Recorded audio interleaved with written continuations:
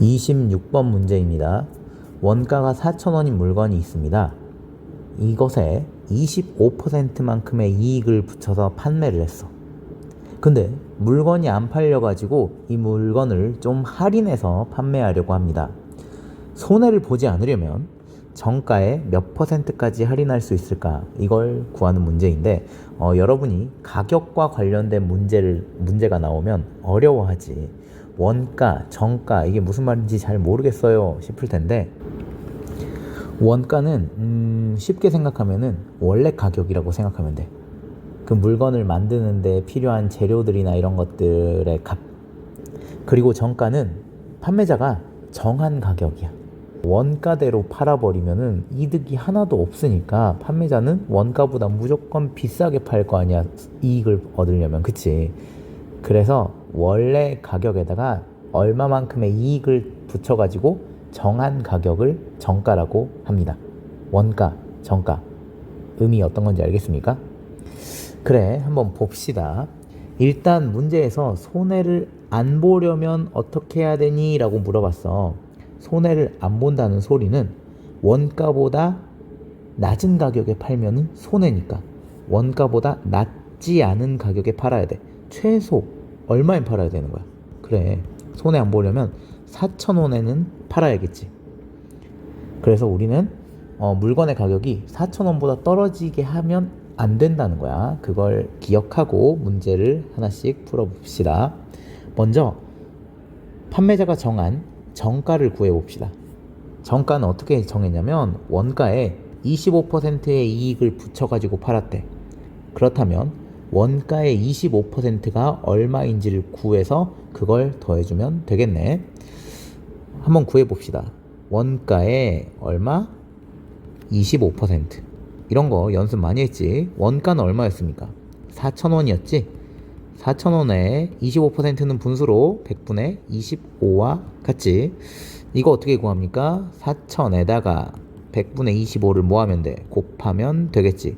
자, 25랑 100은 바로 약분할 수 있지. 25로 나누면 1, 25로 나누면 4, 그리고 4로 나누면 1, 4,000을 4로 나누면 1,000 이렇게 되겠습니다. 그래서 얼마? 1,000원. 4,000원에 25%는 1,000원인데 4,000원에다가 1,000원만큼의 이익을 붙여서 정가를 만든 거야. 그럼 정가는 얼마겠습니까? 그렇지, 정가는 5,000원이 되겠습니다. 그럼 이제 손해를 안 보려면 얼마까지 할인할 수 있는지 봅시다. 원가가 4,000원이야. 근데 5,000원에 이게 정가였잖아. 여기에서 얼마까지 할인할 수 있습니까? 손해 안 보려면. 그래, 최대 1,000원까지 할인할 수가 있습니다. 뭐 당연히 500원 할인해서 팔아도 손해 안 보고, 400원 할인해서 팔아도 손해를 안 봐. 800원도 손해 안 봐. 1,000원도 손해 안 봐. 하지만 1,000원보다 1원이라도 더 할인을 많이 하면 그때부터는 손해가 되겠지. 그러니까 할인할 수 있는 건 얼마까지냐면 1,000원까지입니다. 그럼 이 1,000원은 2,000원이 아니라 여기는 2,000원은 이란 뜻입니다. 1,000원은 정가의 몇 %인지 구해봅시다. 정가를 기준으로 잡고 1,000원이 얼마인지 비교해 주는 거잖아. 그러니까 기준량은 정가 5,000원, 비교하는 양, 그 중에서 1,000원이 얼마만큼인지 비교하고 싶잖아. 그치? 몇 %니 물어봤으니까 100을 곱해주면 되겠네. 약분해보자. 이렇게 0 하나씩 0 하나씩 0 하나씩 떼면 5분의 1이 되고, 5랑 100은 약분되지. 5로 나누면 1, 5로 나누면 20. 그래가지고 얼마? 20%가 되겠습니다. 따라서 정가의 20%만큼 할인할 수가 있는 거지. 이것보다 할인을 더 많이 해버리면은 손해를 보기 시작하는 거지. 여러분들이 또 많이 하는 착각 중에 하나가, 선생님 이거 25%의 이익을 붙여서 팔았으니까 25%만큼 할인하면 원가가 되지 않을까요? 이러는데 이렇게 풀면은 잘못 푸는 거야. 왜 그러냐면 원가의 25%는 얼마의 25%라는 거야. 원가가 얼마였어? 그래, 4,000원에 25%라는 의미고, 그렇게 해서 정한 가격, 정가가 얼마였어? 정가 5,000원이 됐었잖아 아까. 그치? 그러면 5,000원에 이제 25%는 4,000원의 25%랑 당연히 어때? 당연히 다른 값이 나오겠지. 27번 문제입니다. 진하기가 8%인 소금물 500g이 있어. 이 상태에서 소금물을 200g 덜어냈다고 합니다. 그럼 남아있는 소금물은 몇 그램? 그렇지, 남아있는 소금물은 300g이 되겠지. 그리고 나서 같은 양이라는 건 뭐냐면 아까 200g만큼 덜어냈잖아. 그만큼 똑같이 물을 부었다고 합니다. 그러면 소금물을 200g 덜어내고 물을 200g 채워 넣었으니까 소금물의 양은 얼마겠습니까? 그렇지, 처음이랑 똑같겠지, 그치? 500g일 거야. 이때 소금물의 농도를 구하는 문제입니다. 농도 그리고 진하기 다 똑같은 의미라고 했습니다. 바로 뭐였습니까?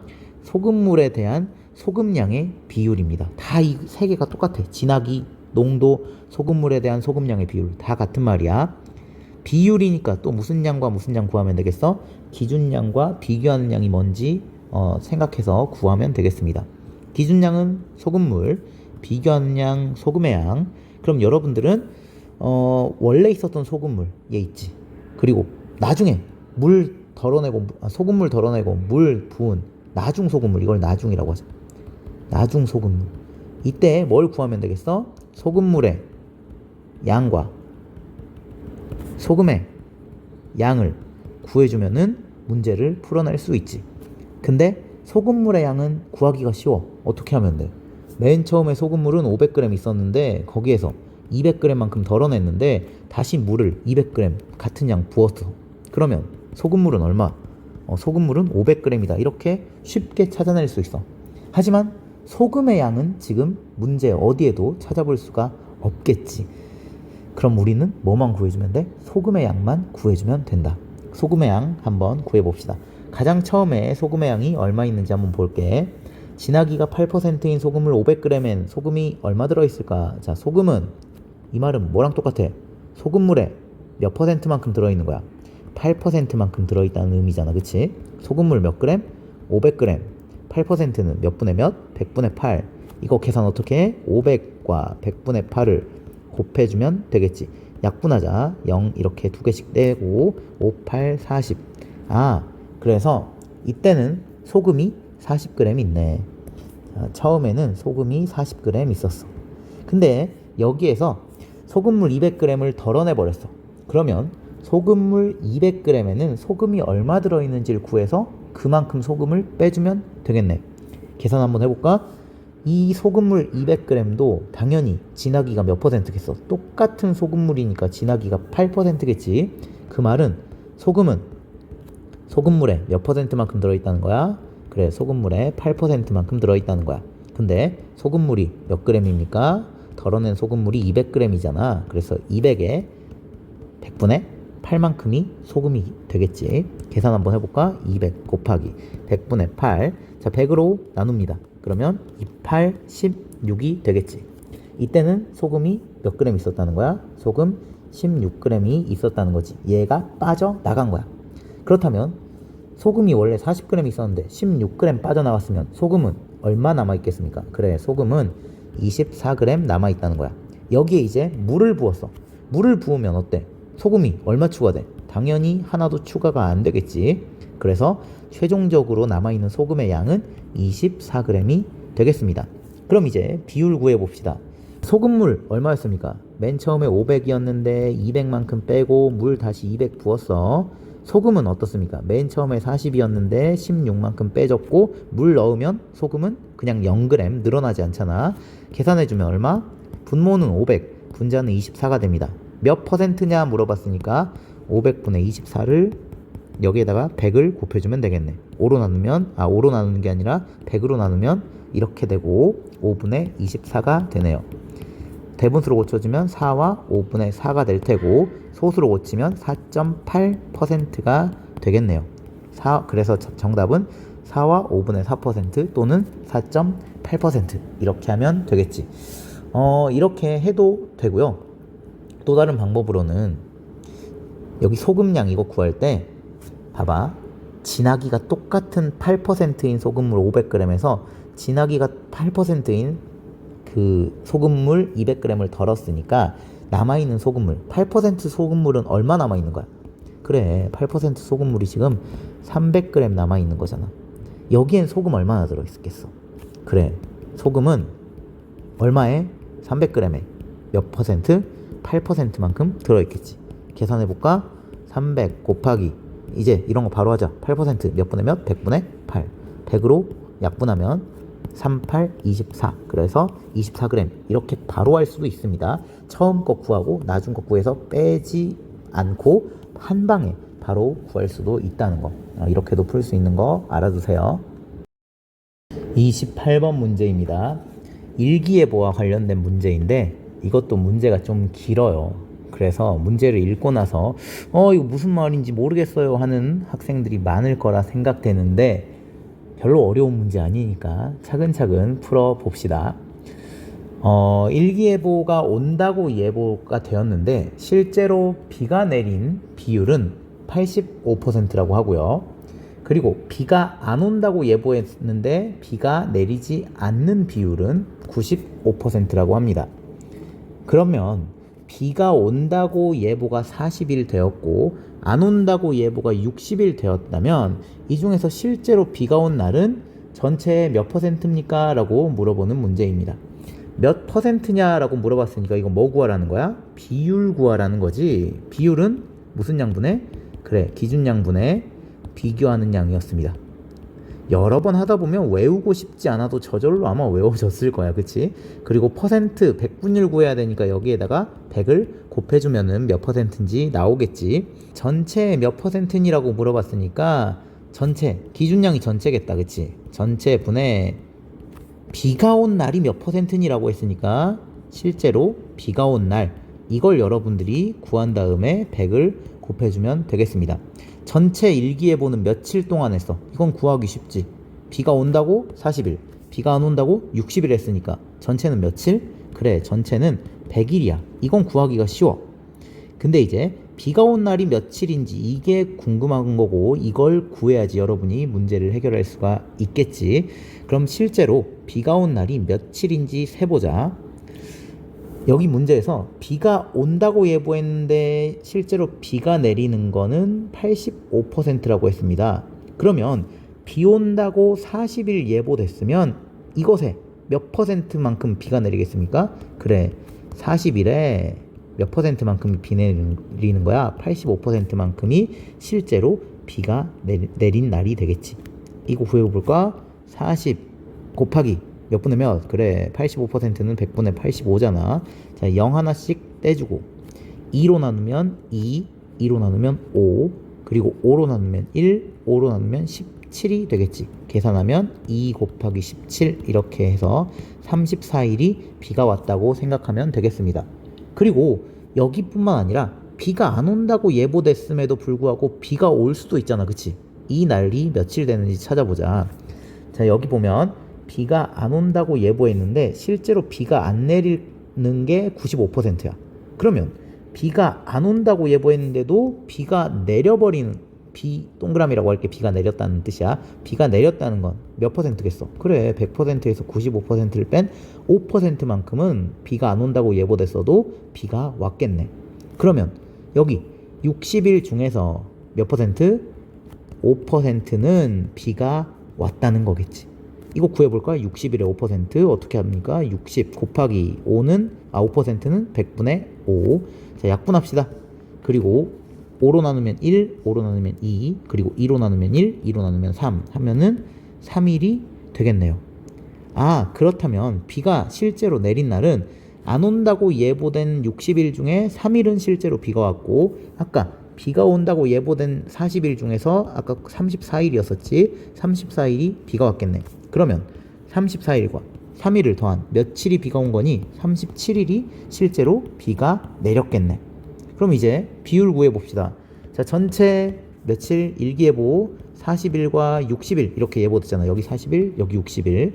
이 중에서 실제로 비가 온 건 34일과 3일 더해주면 되겠지. 계산해주면 100분의 37이 되고요. 이 100분의 37을 백분율로 구하려면 곱하기 100 해주면 되겠네. 너무 쉽게 약분이 돼버리지. 계산하면 37%가 됩니다. 문제가 길고 뭔가 말이 많이 나오고 조건이 많이 나와서 어렵다고 여러분이 생각할 수 있을 텐데 막상 따지고 보니까 그렇게 어려운 문제도 아니고 마지막에 비율 구할 때 숫자 약분 깔끔하게 되고 별로 어렵지 않았을 겁니다. 문제가 길다고 겁먹지 말고 선생님이 푼 것처럼 차근차근 풀어보세요. 29번 문제입니다. A팀과 B팀이 농구 시합을 하는데 A팀은 40개의 슛을 성공시켰다고 합니다. 그리고 이 중에 45%는 3점 슛이라고 해요. 문제에서는 선생님이 막 이렇게 달아주진 않았지만 여기에서 농구는 2점 슛과 3점 슛밖에 없대. 실제로 농구 경기를 하면 1점 슛도 있긴 하는데 그거는 생각하지 않고 2점 슛과 3점 슛만 생각하는 걸로 하겠습니다. 알았지? 아무튼 이 중에 45%는 3점 슛이었어. 그럼 몇 퍼센트는 2점 슛이겠어? 55%는 2점 슛이라는 의미겠지. 그리고 B팀은 44개의 슛 중에서 75%가 2점 슛이야. 그 말은 25%는 몇 점 슛? 3점 슛이 되겠지. 어느 팀이 몇 점 차이로 이겼는지 구하면 되겠습니다. 그러면 A팀과 B팀의 3점 슛 개수와 2점 슛 개수를 각각 구해서 두 팀의 점수를 계산해 주면 되겠지. 먼저 A팀이 성공한 3점 슛과 2점 슛의 개수를 구해 봅시다. 문제에서 A팀이 성공한 40개 중에 45%가 3점 슛이라고 했어. 그럼 3점 슛의 개수를 구해 봅시다. 어떻게 하면 됩니까? 40개의 몇 퍼센트? 45%가 얼마인지 구해주면 되겠네. 계산해보자. 40. 이제 이런 거 쉽지? 곱하기. 몇 분의 몇? 100분의 45 하면 되겠지. 0 하나씩 떼주고 5로 나누면 9, 5로 나누면 2, 2로 나누면 1, 2로 나누면 2, 계산하면 2, 9, 18이 되겠습니다. 그럼 3점 슛은 몇 개? 18개. 그럼 나머지 슛은 몇 점 슛이겠습니까? 2점 슛이겠네. 2점 슛은 전체 성공한 40개에서 3점 슛을 빼주면 되겠지. 몇 개? 22개가 되겠습니다. 그럼 이제 B팀을 봅시다. B팀은 44개 중에서 75%가 2점 슛이래. 그럼 B팀의 2점 슛은 몇 개인지 계산해보자. 44개의 얼마? 75%라는 소리지. 계산해보자. 44 곱하기 몇 분의 몇? 100분의 75 해주면 되겠지. 25로 바로 나눠볼까? 25로 나누면 3, 25로 나누면 4가 됩니다. 그리고 4로 나누면 1, 4로 나누면 11, 계산하면 11 곱하기 3 해가지고 몇 개? 33개가 2점 슛이 되겠지. 그럼 나머지는 몇 점 슛이겠어? 3점 슛이야. 44개 중에 2점 슛이 33개였으니까 그걸 뺀 11, 11개가 3점 슛이겠지. 그럼 이제 이걸 바탕으로 각 팀의 점수를 계산해 봅시다. A팀은 3점 슛이 18개였고 2점 슛이 22개였잖아. 3점 슛 18개니까 3과 18을 곱한 54점을 얻었을 거고 2점 슛으로는 22개 넣었으니까 2 곱하기 22한 44점을 얻었을 겁니다. 이 두 개를 더하면 A팀은 98점이 나오네요. B팀도 마찬가지겠지. B팀은 3점 슛 11개 계산하면 33점, 2점 슛 33개 계산하면 66점. 그럼 이 두 개를 더한 몇 점? 99점이 되겠습니다. 따라서 무슨 팀이 몇 점 차이로 이겼어? B팀이 몇 점 차이? 그래, 명승부였네. 1점 차이로 이겼습니다. 이렇게 풀면 되는 문제입니다. 30번 문제입니다. 두 정사각형의 한 변의 길이의 합은 11cm고요. 두 정사각형의 넓이의 차가 33제곱cm입니다. 이때 큰 정사각형의 넓이에 대한 작은 정사각형의 넓이를 b로 나타내는 문제입니다. b, 무슨 양과 무슨 양 필요합니까? 그래, 기준양과 비교하는 양이 필요하는데 b는 비교하는 양 대 기준양 이렇게 쓰는 거지. 맨날 비율만 구하다가 갑자기 b 구하라고 하면 헷갈릴 수 있는데 여러분 b와 비율 구하는 것도 잘해야 되지만 b를 구하는 것도 깔끔하게 할 수 있어야겠지. 이 문제 같은 경우는 사실 여러분이 중학교 3학년이 되면 2차 방정식이라는 걸 배우는데 그걸 배워가지고 이 문제를 풀 때 해결하면은 쉽게 풀 수가 있습니다. 하지만 우린 초등학생이잖아, 그치? 선생님이 2차 방정식을 가르쳐 주려고 하는 건 아니고요. 여러분이 이 문제는 초등학생답게 한번 풀어보자 하는 의미에서 가지고 온 거야. 어떻게 푸냐면 숫자 몇 개 찍어보고 그게 맞는지 틀린지 확인해 보면서 적당히 숫자를 어림을 해서 푸는 방법입니다. 선생님 그럼 이거 그냥 찍는 거 아니에요? 이거 별로 안 좋은 풀이 아닙니까? 라고 생각하는 학생들이 있을 텐데, 여러분이 중학교 그리고 고등학교 때 만나는 어려운 문제들 중에서는 적당한 수를 넣어보고, 이걸 대입이라고 하거든. 적당한 수를 대입해서 이렇게 풀어보는 문제들이 생각보다 많이 있습니다. 그런 감각을 길러주기 위한 문제라고 생각을 해봅시다. 먼저 힌트를 살펴봐야겠지. 두 정사각형의 한 변의 길이를 합했더니 11cm가 나왔대. 여기 정사각형 두 개 보이지, 그치? 두 개의 한 변의 길이를 더했더니 11이 됐대. 그러니까 무슨 말이냐면, 여기 정사각형을 네모라고 하고 여기 정사각형의 한 변의 길이를 세모라고 하면 네모와 세모를 더하면 몇이 된다? 11이 된다. 이런 의미입니다. 그리고 넓이를 구해본대. 여기 넓이 어떻게 구하면 되겠습니까? 한 변의 길이 네모, 그리고 정사각형이니까 다른 한 변도 네모겠지, 그치? 여기는 네모와 네모를 곱한 값, 그리고 여기는 세모와 세모를 곱한 값, 이게 되겠지. 이 두 개의 차는 얼마? 33이겠네. 차이라는 건 큰 수에서 작은 수 빼는 거니까 너희들이 생각해도 얘가 더 크잖아, 그치? 여기에서 얘를 빼준 게 33이라는 소리지. 적당한 수를 넣어서 확인을 해보면 되겠습니다. 일단 두 정사각형의 한 변의 길이의 합이 11이니까 적당히 몇 해볼까? 여기를 한 8 정도로 해보고 여기를 한 변의 길이를 3 정도로 해볼까? 봅시다. 그러면 넓이 구해볼까? 넓이는 얼마? 88, 보라색은 64, 초록색은 339. 넓이의 차이 얼마야? 얘는 딱 봐도 33보다 어때? 넓이의 차이가 크지? 그럼 어떻게 하겠습니까? 이 보라 색깔 넓이는 어떻게 해주고 줄여주고, 이 초록 색깔의 넓이는 키워줘야지 넓이의 차가 줄어들 거 아니야, 그치? 우린 넓이의 차이가 33으로 만들어야 되니까. 그러니까 이번에는 여기를 한 6으로 해보고 여기를 5로 한번 해볼까? 그러면 차이가 좀 더 줄어들겠지, 그치? 5랑 6과 5의 합은 11이고 여기 넓이 66, 36, 여기 넓이 5, 25 빼주면 얼마입니까? 9가 아니지, 11이네. 어때? 33이 되려면 넓이의 차이를 이번엔 더 키워야 돼. 그 말은 무슨 말입니까? 여기의 숫자는 더 크게 만들어주고 여기의 숫자는 더 작게 만들어줘야 두 개의 차이가 커지겠네. 그럼 이번엔 여기 7, 여기 4 이렇게 한번 해볼까? 그럼 7, 7, 49, 44, 16, 49에서 16 빼볼까? 그럼 얼마야? 33 딱 됐네.